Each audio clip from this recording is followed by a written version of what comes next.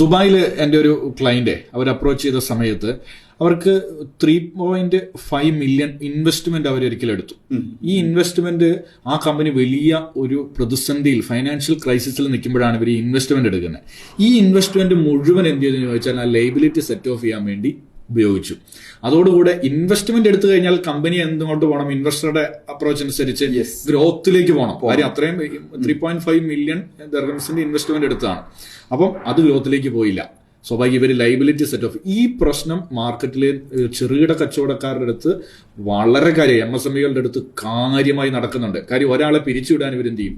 നമ്മൾ ഒരിക്കലും ഒരാളെ പിരിച്ചുവിടാൻ ഇൻവെസ്റ്റ്മെന്റ് എടുത്തു കഴിഞ്ഞാൽ എന്താണോ ഇപ്പോഴത്തെ സിറ്റുവേഷൻ അതേ സിറ്റുവേഷൻ കൂടി തന്നെ ആയിരിക്കും ഇൻവെസ്റ്റ്മെന്റ് എടുത്തു കഴിഞ്ഞാലും പോകുന്നത്.